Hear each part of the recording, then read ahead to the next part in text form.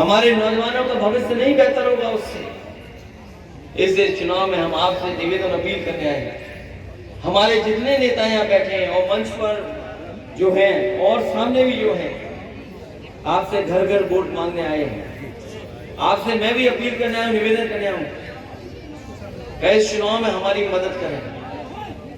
जैसे नेताजी हमेशा हमेशा मैनपुरी के लोगों के रहे, हम भी आपको भरोसा दिलाते हैं, हम मैनपुरी के लोगों के साथ हैं। और हमारा तब तक किसी को मुख्यमंत्री नहीं बनने देंगे, नहीं बनने देंगे।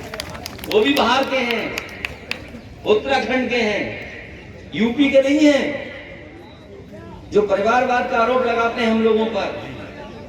कभी आप बताओ, नहीं, कभी आप सोचो और बताना, आप अगर उनके मामा यहाँ पर नहीं होते तो कभी भी उत्तर प्रदेश के वो नहीं होते, न वो मुख्यमंत्री बन पाते। वो अपनी मामा की वजह से, परिवारवाद की वजह से उन्हें मौका मिला है। अगर हम लोगों को मौका मिला है तो कम से कम अपना भी परिवार का बता दो। बिल्कुल सही, बिल्कुल सही। अगर आपके मामा यहाँ नहीं होते तो कभी नहीं हो सकते थे आप यहाँ के मुख्यमंत्री। और फिर अगर आप मुख्यमंत्री हैं तो बताओ, गरीब बच्चों को जो खाना मिलता था, कितना खाना मिल पा रहा है बच्चों को, बताओ। प्राइमरी स्कूल में बताओ पढ़ाई कैसी, किताबें नहीं पहुंच पाई, बताओ जूते पहुंच गए कि आप सब गरीब हैं, बताओ। प्राइमरी स्कूल में बताओ कितनों के पास स्वेटर पहुंच गए। हमारे नौजवानों का भविष्य नहीं बेहतर होगा उससे। इस चुनाव में हम आपसे निवेदन अपील करने आए हैं। हमारे जितने नेता यहाँ बैठे हैं और मंच पर जो हैं और सामने भी जो हैं, आपसे घर घर वोट मांगने आए हैं। आपसे मैं भी अपील करने आया हूँ, निवेदन करने आया हूँ, इस चुनाव में हमारी मदद करें। जैसे नेताजी हमेशा हमेशा मैनपुरी के लोगों के रहे, हम भी आपको भरोसा दिलाते हैं, हम मैनपुरी के लोगों के साथ हैं। और हमारा प्रोपेगेंडा पे ज्यादा यकीन करते हैं, झूठे प्रचार पे ज्यादा भरोसा करते हैं। ये पत्रकार साथी जानते होंगे, एनडीटीवी बिक गई कि नहीं बिक गई? एनडीटीवी चली गई, ये तो जान गए हम, एनडीटीवी चली गई। जिस दिन एनडीटीवी का सौदा हुआ उसी दिन 650 एकड़ जमीन का भी सौदा हुआ। वो किसी ने नहीं दिखाया ना बताया। अगर किसी ने दिखाया और बताया हो तो बता दो हमें। ये चैनल के हमारे बड़े बड़े पत्रकार साथी हैं, ये तो हमारा साथ देना चाहते हैं, लेकिन इनके मालिक हमारा साथ नहीं देते। बताओ, 650 एकड़ जमीन बेच दी गई कुछ हजार करोड़ में, और जब उसकी वैल्यूएशन होगी, जब वो कीमत आएगी 2 साल बाद, तो वही उद्योगपति जो भारत के हैं अभी नंबर 2 पे, वो नंबर 1 पर पहुंच जाएगा। कुछ हजार करोड़ की जमीन, लाखों करोड़ की जमीन होगी, जिसकी आपको हम लोग कितना बदलाव चाहते हैं। ये तमाम सपने दिखा रहे हैं भारतीय जनता पार्टी के लोग, इनका हर सपना झूठा है। भारतीय जनता पार्टी के लोगों का हर सपना झूठा है। आप पहले दिन से गिनिए आप इनकी योजनाएं, बताओ कितनी लागू की इन्होंने। अगर 15 लाख पहुंचा हो आपके अकाउंट में तो बता दो हमें। और याद कीजिए जब नोटबंदी हुई थी, नोटबंदी, इन्हीं बीजेपी के लोगों ने कहा कि अगर नोटबंदी हो जाएगी तो काला धन वापस आ जाएगा और भ्रष्टाचार भी नहीं होगा। उस समय भी हम लोगों ने कहा, आज भी हम कहते हैं कि काला धन जो है, काला धन कोई रुपए में नहीं होता, ये हमारा आपका लेन देन काला सफेद होता है, वो होता है भ्रष्टाचार। इन्होंने रुपए बंद कर दिए। बताओ, रुपए बंद करने के बाद फायदा किसका हुआ? बताओ गरीबों, आपको फायदा हुआ कि नहीं हुआ? आपके सब पैसे निकलवा के जमा करा दिए, और उस समय जो पैसा मिल रहा है उसमें कहां से कपड़े आ जाएंगे बच्चों के? बताओ, आज की महंगाई में कितना अकाउंट में पैसा भेज रहे हैं? प्राइमरी हमारी पढ़ाई बर्बाद कर दी उन्होंने, न किताबें, न खाना, न कुछ। वो आज भी स्कूल में वही बर्तन है, बच्चों के पास वही थाली, वही गिलास है जो कभी समाजवादी सरकार में उन्हें दिया गया था। इस सरकार ने दूसरी थाली और दूसरी गिलास भी नहीं। इनके बच्चों के स्वेटर खरीदे हुए साइज के नहीं है, पता नहीं कौन सा साइज कहां से लेके आते हैं। और स्वेटर बटे ही नहीं, बटे हो स्वेटर तो बता दो, हम जूते बटे हो तो बता दो, ड्रेस बटी हो तो बता दो। और प्राइमरी की हालत क्या है देख लीजिए आप। इसलिए हम आपसे अपील करना चाहते हैं कि जब जब भारतीय जनता पार्टी हारती है तो वो प्रशासन का सहारा लेगी, झूठ का सहारा लेगी। हारने जा रही है बीजेपी नहीं जीत सकती,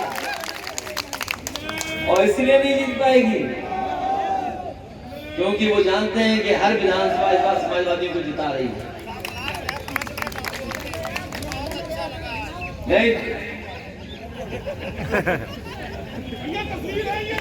इसलिए पैदा हुआ था, बीजेपी वाले उसको भूल गए। अगर कोई उसे याद रखता है और कोई उसका हर साल जन्मदिन मनाता है तो हम समाजवादी लोग, उसके अलावा कोई नहीं। वो खजांची सफेद परिवार का है, बीजेपी वालों की वजह से पैदा हुआ, क्योंकि इन्होंने नोटबंदी की।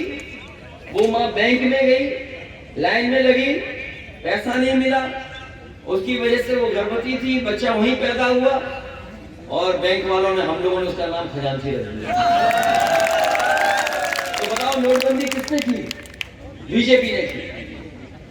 और आज जो 2000 रुपए चालू किए थे, अगर बैंक में जाओगे तो 2000 रुपए वापस नहीं मिलेगा। ये बात तो हम भी नहीं समझ पा रहे आखिर क्या है। हम लोग नहीं समझ पा रहे कि बात क्या है। ये 2000 रुपए गायब क्यों हो गए? और आज के बाद प्रचार खत्म हो जाएगा, कल का दिन खाली है। सुनने में आ रहा है कन्नौज की सीमा से कुछ पैकेट अंदर आ रहे हैं, वो शाम को ठीक कर देता है। ये पुलिस कैसी है? अगर पुलिस चाहे तो तस्वीर भेज सकता हूँ, पैकेट लगे हुए इस तरह के। ये सार्वजनिक बात नहीं कहना चाहता हूँ मैं। गाड़ी आ रही थी, गाड़ी बंद कर दिया था। गाड़ियों में कुछ भर भर के आ रहा है, सुनने वाला एम्बुलेंस से भी आएगा ऐसा कुछ। इसलिए हम आपसे निवेदन करना चाहते हैं, ये तो चुनाव के तरीके हैं। आपने प्रधानी में भी ये सब देख चुके हैं, ये कोई नई चीज नहीं है। प्रधानी में हम लोग सब देखते हैं, सब चीजें होती हैं। लेकिन ये बड़ा चुनाव है, देश का बड़ा चुनाव है। पूरा देश देख रहा है कि मैनपुरी की जनता क्या फैसला लेती है। पूरा देश ये देख रहा है कि जनता किस तरीके से नेताजी के साथ जुड़ी थी। ये चुनाव जरूर डिंपल यादव का है, लेकिन नेताजी के ना रहने पर ये पहला चुनाव होने जा रहा है। इसलिए हम आपसे विशेष अपील करना चाहते हैं कि नेताजी जिंदगी भर गरीब किसान की लड़ाई लड़ने का काम किया, जमीन पर रहने वाले लोगों की मदद करने का काम किया। ये तमाम व्यवस्थाएं उन्होंने लागू की हैं, सड़क, बिजली, पानी, ये बताएं, ये सब नेताजी ने किया। नेताजी ने एम्बुलेंस चलवाई, ये 100 नंबर गाड़ी भी समाजवादियों ने चलाई है। तो ये जितनी व्यवस्था बनाई है समाजवादियों ने बनाई है, और बीजेपी ने हर व्यवस्था को खराब करने का काम किया। इसलिए नेताजी को याद करके एक एक वोट समाजवादी पार्टी के पक्ष में डाल देना, यही निवेदन, यही अपील मैं आप सबसे करना हूँ। इन्हीं शब्दों के साथ अपने मंच पर इसलिए धन्यवाद देता हूँ, आई हुई माताओं बहनों का भाइयों का और नौजवान साथियों का बहुत बहुत धन्यवाद। इस उम्मीद और भरोसे के साथ इस बार एक एक वोट कम से कम यही बता देते कि 2000 रुपया गायब क्यों हो रहा है। और फिर जहां से मैं मैनपुरी से चल के आ रहा हूँ, हमारे मुख्यमंत्री जी की सबसे प्रिय योजना चल रही है, वो डिवाइडर पर।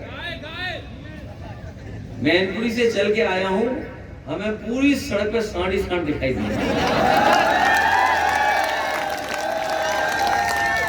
बताओ किसान भाइयों, आपको तार लगाने पड़ गए कि नहीं लगाने पड़ गए? बताओ आपको खेत अपने बचाने पड़ रहे कि नहीं बचाने पड़ रहे?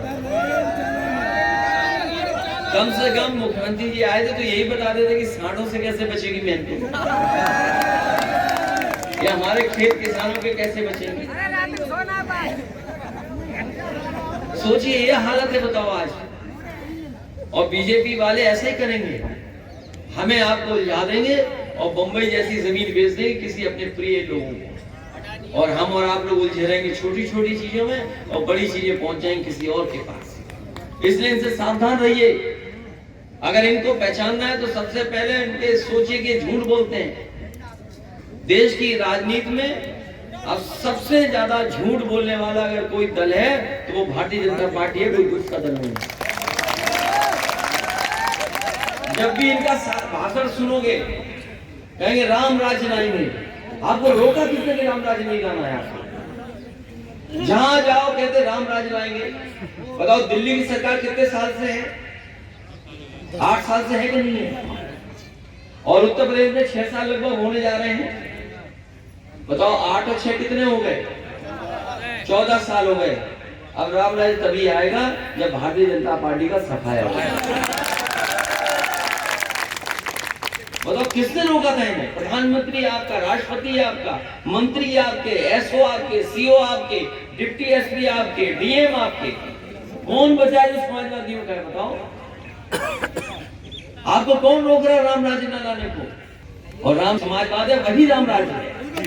जिस समय समाजवादी व्यवस्था हो जाएगी वही राम राज्य है। आपको किसने रोका है? केवल जनता को गुमराह